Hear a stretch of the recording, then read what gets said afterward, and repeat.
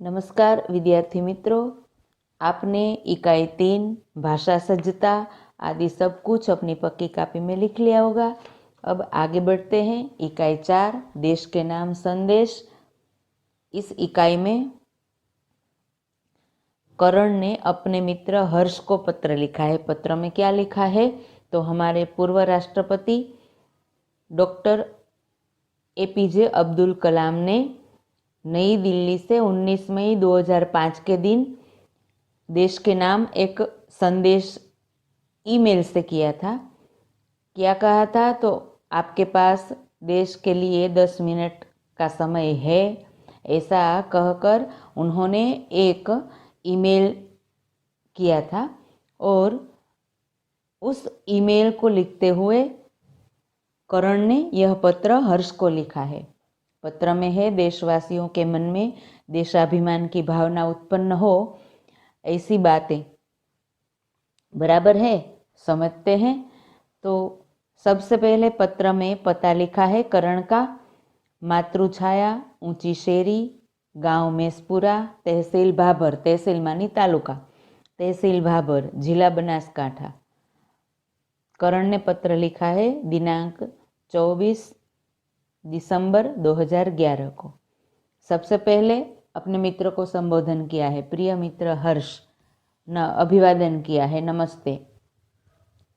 फिर सबकी कुशलता पूछते हुए कहा है कि मैं यहाँ सकुशल हूँ, आशा है वहाँ सभी सकुशल होंगे। फिर पत्र लिखने का कारण लिखा है, तुम्हारा खत मिला, पढ़कर खुशी हुई। मैंने डॉक्टर अब्दुल कलाम का देशवासियों के नाम भेजा गया एक ईमेल पढ़ा है, वही तुम्हारे लिए प्रेषित कर रहा हूँ। प्रेषित करना मानी भेजना। डॉक्टर कलाम अपने संदेश की शुरुआत में ही पूछते हैं, क्या आपके पास अपने देश के लिए 10 मिनट का समय है? यदि हाँ तो इसे पढ़िए, वरना मर्जी आपकी। फिर इसके बाद ईमेल में वह लिखते हैं,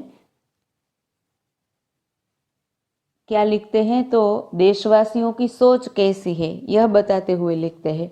हम क्या कहते हैं ऐसा लिखते हैं तो आप कहते हैं हमारी सरकार निकम्मी है, आप कहते हैं हमारे कानून पुराने पड़ गए, आप कहते हैं नगरपालिका कचरा नहीं उठाती, आप कहते हैं फ़ोन काम नहीं करता, रेलवे मजाक बन गई है, एयरलाइन दुनिया में हमारी ही सबसे खराब है, चिट्ठी अपनी मंजिल तक नहीं पहुंचती। आप कहते हैं, कहते रहते हैं और कहते ही रहते हैं। आपने इस बारे में क्या कहा? डॉक्टर कलाम कहते हैं कि आप ये सब कुछ कहते तो हैं, लेकिन आपने किया क्या? फिर आगे कहते हैं कि मान लीजिए एक व्यक्ति सिंगापुर जा रहा है, उसे अपना नाम दीजिए और अपनी शक्ल भी दीजिए। शक्ल मानी चेहरा। मान लीजिए कि एक व्यक्ति सिंगापुर जा रहा है, वह आप हो, ऐसा आप मानकर आगे की बात ध्यान दीजिए। तो सिंगापुर में पहुंचते हैं तो आप क्या पाते हैं तो आप दुनिया के सर्वश्रेष्ठ हवाई अड्डे पर उतरते हैं। सिंगापुर में आप अपनी सिगरेट का टुकड़ा सड़कों पर नहीं फेंकते और स्टोर में खाते भी नहीं हैं। आपको उनके भूमिगत संपर्कों पर रश्क महसूस होता है। भूमिगत संपर्क मानी वहाँ के जो रास्ते हैं सभी, जहाँ से हम एक जगह से दूसरे जगह पर जा सकते हैं, ये सभी रास्ते भूमिगत, सभी प्रकार के रास्ते मानी बस वाला रास्ता, ट्रेन वाला रास्ता, जो भी हो सब। रश्क मानी ईर्षा। हमें सिंगापुर के सभी जो रास्ते, सभी प्रकार के आवागमन है वहाँ, उससे ईर्षा होती है। क्यों? इतना सुंदर आयोजन है, इतनी सुंदर व्यवस्था है, इतना श्रेष्ठ कार्य हो रहा है, इससे हमें ईर्षा होती है कि हमारे देश में तो कैसा है, यहाँ तो कितना सुंदर है। आप शाम 5 बजे से 8 बजे के बीच आचर रोड पर कार चलाने का टोल टैक्स तकरीबन 60 रुपये भुगतान करते हैं। आचर रोड पर कार चलानी है तो शाम 5 बजे से 8 बजे के बीच जब आप कार चलाते हैं तो वहाँ टोल टैक्स भरना पड़ता है तकरीबन 60 रुपये, और उसे भरना ही पड़ता है। उसमें कोई भी छूट नहीं मिलती, किसी को भी छूट नहीं मिलती, कोई भी बहाना भी नहीं चलता, और वहाँ हम भर देते हैं, कुछ बोलते भी नहीं है। अगर पार्किंग में आपने निर्धारित समय से ज़्यादा गाड़ी खड़ी की तो टिकट पंच कराते हैं, लेकिन आप सिंगापुर में कहते कुछ नहीं, कहते हैं क्या, हमने पार्किंग में गाड़ी अपनी खड़ी रखी है और अगर हमने जितने समय तक पार्किंग कराया था उससे ज़्यादा समय हुआ है तो हमें जब वहाँ पहुँचकर अपनी गाड़ी लेनी होती है तब जितना अधिक समय हुआ है उतने अधिक समय का अधिक रुपया हमें भरना ही पड़ता है, कुछ भी बहाना नहीं चलता और वहाँ कुछ हम कह भी नहीं सकते। फिर दुबई में रमज़ान के दिनों में सार्वजनिक रूप से कुछ खाने का साहस नहीं करते। दुबई में अगर रमज़ान महीना चल रहा हो तो बाहर सार्वजनिक रूप मानी बाहर होटल में या कहीं भी हम सार्वजनिक रूप से कुछ खा नहीं सकते। जिहाद के दिनों में, जिहाद में मानी मुसलमानों का यह एक धार्मिक कार्य है, उन दिनों में आप बिना सिर ढके बाहर नहीं निकल सकते, अपने सिर को ढककर ही बाहर निकल सकते हैं। वॉशिंगटन में 55 मील प्रति घंटा के ऊपर गाड़ी चलाने की मूर्खता भी नहीं करते, हिमाकत मानी मूर्खता भी नहीं करते। और अगर हम ज़्यादा गाड़ी चलाते हैं, 55 मील से ज़्यादा गाड़ी चलाते हैं तो सिपाही हमें रोकता है तो पलट कर हम उसे कुछ भी नहीं कह सकते कि मैं कौन हूँ, मैं फला मेरा बाप हूँ, कोई भी बहाना, कोई भी प्रकार का हम जान पहचान का बहाना नहीं बता सकते। आगे, ऑस्ट्रेलिया और न्यूजीलैंड के समुद्र तटों पर आप खाली नारियल हवा में नहीं उछालते। हम समुद्र तटों पर जाते हैं भारत में तो नारियल पीकर नारियल जहीं तहीं फेंक देते हैं, किंतु ऑस्ट्रेलिया और न्यूजीलैंड के समुद्र तटों पर ऐसा हम नहीं कर सकते। टोक्यो मानी जापान की राजधानी। टोक्यो में आप सड़कों पर पान की पीक क्यों नहीं थूकते? टोक्यो में सड़कों पर पान खाकर उनकी पीक, गुजराती में जिसे हम पान की पिचकारी कहते हैं, पान की पीक, पान का थूक नहीं थूकते। बोस्टन मानी अमेरिका का एक राज्य है मैसाचुसेट, वहाँ की राजधानी है जिसका नाम बोस्टन है। बोस्टन में जाली योग्यता प्रमाण पत्र, जाली मानी नकली, योग्यता प्रमाण पत्र मानी किसी डिग्री खरीद नहीं सकते। डॉक्टर कलाम बीच में याद दिलाते हैं, मैं आप ही के बारे में बात कर रहा हूँ, सिर्फ आपके। फिर बीच में वे कहते हैं कि ये सब मैं आपके बारे में ही कह रहा हूँ, आप ये सब नहीं करते, किंतु आप क्या करते हैं? डॉक्टर कलाम कहते हैं आप दूसरे देशों की व्यवस्था का आदर और पालन कर सकते हैं लेकिन अपनी व्यवस्था का नहीं। भारतीय धरती पर कदम रखते ही आप सिगरेट का टुकड़ा जहाँ तहाँ फेंकते हैं, कागज के पुर्जे उछालते हैं।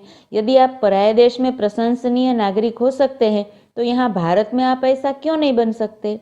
डॉक्टर कलाम मुंबई के पूर्व महानगर पालिका आयुक्त मानी नगर पालिका के कमिश्नर तिनाईकर, उसका नाम है, उनकी सरनेम है तिनाईकर को टाँक कर उनके हवाले से कहते हैं कि तिनाईकर ने ऐसा कहा था कि अमीर लोग अपने कुत्तों को सड़कों पर घुमाने निकलते हैं और जहाँ तहाँ गंदगी बिखेर कर आ जाते हैं। फिर वही लोग सड़कों पर गंदगी के लिए प्रशासन पर दोष मढ़ते हैं। अमीर लोग अपने कुत्ते को घुमाने निकलते हैं और कुत्ते जहाँ तहाँ गंदगी बिखेर देते हैं। फिर वही लोग क्या करते हैं तो गंदगी के लिए सरकार को दोषी बताते हैं कि सरकार का दोष है, सरकार कुछ सफाई का ध्यान नहीं रखती। तो इसके आगे कहते हैं कि क्या वे उम्मीद करते हैं कि वे जब भी बाहर निकलेंगे तो एक अधिकारी झाड़ू लेकर उनके पीछे पीछे चलेगा और जब उनके कुत्ते को हाजत लगेगी तो वह एक कटोरा उसके पीछे लगाएगा। राष्ट्रपति ने मिसाल दी है, मानी उदाहरण दिया है कि अमेरिका और जापान में कुत्ते के मालिक को उसकी छोड़ी हुई गंदगी साफ करनी पड़ती है। अमेरिका और जापान में जब मालिक अपने कुत्ते को लेकर निकलते हैं तो यदि उसका कुत्ता रास्ता गंदा करता है तो उसके मालिक को वही गंदगी साफ करनी पड़ती है। अब शासन व्यवस्था के बारे में डॉक्टर कलाम कहते हैं कि हम सरकार चुनने के लिए वोट डालने जाते हैं और अपनी सारी जिम्मेदारियां भी वहीं उलट आते हैं, वहीं डाल देते हैं और आराम से बैठकर सोचते हैं कि अब हमारे नाज नखरे उठाएगी। हम सोचते हैं कि हमारा काम सरकार करेगी और हम फर्श पर पड़ा हुआ रद्दी कागज उठाकर उसे कूड़ेदान में डालने की जहमत तक नहीं उठाएंगे। हम वोट देते हैं, फिर सारी जिम्मेदारी सरकार पर डाल देते हैं कि सभी कुछ सरकार को ही देखना है, हमें कुछ नहीं करना है, हमें बस आराम से बैठना है और सरकार हमारा सब कुछ नाज नखरे उठाने वाला काम करेगी, सब कुछ हमारे सभी काम सरकार ही करेगी, हम कुछ भी नहीं करेंगे। रेलवे हमारे लिए साफ सुथरे बाथरूम देगी और हम उन्हें ठीक से इस्तेमाल करना भी नहीं सीखेंगे।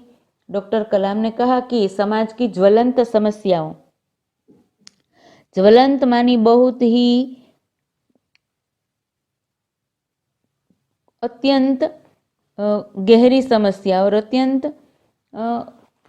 सुलगती समस्या जिसे कहा जाता है, बहुत ही भारी समस्या होती है, उसे ज्वलंत समस्या कहा जाता है।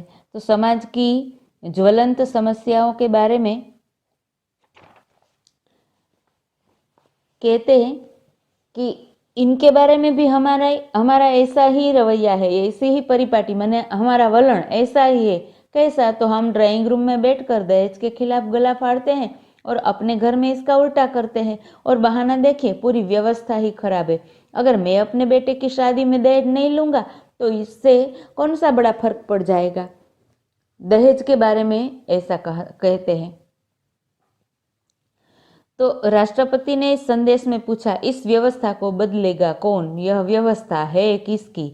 आप आसानी से कह देंगे व्यवस्था में शामिल है हमारे पड़ोसी, आसपास के घर, अन्य शहर, अन्य समुदाय और सरकार। हम कुछ नहीं, लेकिन मैं और आप कतई नहीं, लेकिन मैं और आप, हम बिल्कुल नहीं। जब कुछ अच्छा करने की बारी आती है हमारी, तो हम अपने परिवार को सुरक्षित कवच में घेर लेते हैं। हम और हमारा परिवार सुरक्षित है, इतना हम देख लेते हैं। दूसरे देशों की ओर निहारते हैं और इंतजार करते हैं कि कोई मिस्टर क्लीन आएगा और अपने जादुई हाथों से चमत्कार करेगा। अच्छा करने की बारी आती है तो हम सिर्फ अपना और अपने परिवार का ही ध्यान रखते हैं। देश में अगर आगे, इससे आगे कुछ नहीं करते, हमारा हो गया बस पूरा। देश के लिए क्या करेंगे? तो देश के लिए हम दूसरे देशों की ओर निहारते और वहाँ इंतजार करते कि वहाँ से कोई मिस्टर क्लीन आएगा और हमारे देश में सब कुछ चमत्कार करके अच्छा कर देगा। और अगर ऐसा नहीं होता तो हम अपना देश छोड़कर चल देंगे। उन्होंने कहा, हम अपने भय से भागकर अमेरिका जाएंगे और अमेरिका के गौरव का गुणगान करेंगे, उनकी व्यवस्था की प्रशंसा करेंगे। और अमेरिका में जब न्यूयॉर्क में हम असुरक्षित हो जाएंगे तब हम क्या करेंगे? तो इंग्लैंड भाग जाएंगे। इंग्लैंड में बेरोजगारी बढ़ेगी तो हम खाड़ी देशों में चले जाएंगे, ईरान, इराक आदि खाड़ी देश कहा जाता है वहाँ। और जब खाड़ी देशों में युद्ध छिड़ जाएगा तो हम मांग करेंगे कि भारत सरकार हमें बचा कर ले जाए। हर कोई देश को गाली देने के लिए तैयार है, पर व्यवस्था में सकारात्मक योगदान के बारे में नहीं सोचता। क्या हमने अपनी आत्मा को पैसे के हाथों गिरवी रख दिया है? हम देश की व्यवस्था में सकारात्मक योगदान, अपना पॉजिटिव सहयोग देने के बारे में कुछ नहीं सोचते। तो क्या हमने पैसों के हाथों में अपनी आत्मा गिरवी रख दी है, अपनी आत्मा को रख दिया है? सिर्फ पैसे ही देखते हैं हम क्या? तो डॉक्टर कलाम व्यवस्था में नागरिकों के सकारात्मक योगदान के लिए देशवासियों को झकझोर देते हैं। झकझोरना मानी हिला देना बराबर से। श्रेष्ठ नागरिक बनने की शुरुआत करने की अपील करते हुए इस संदेश में कहा गया है कि अगर आप वाकई संदेश से सहमत हैं तो इसे अपने 10 और साथियों को ईमेल से भेजिए। फिर आगे करण अपने मित्र के परिवार को सबको प्रणाम कहता है कि परिवार के सभी बड़ों को मेरा प्रणाम, तुम्हारा मित्र किरण। बराबर है, आज इतना काफी है।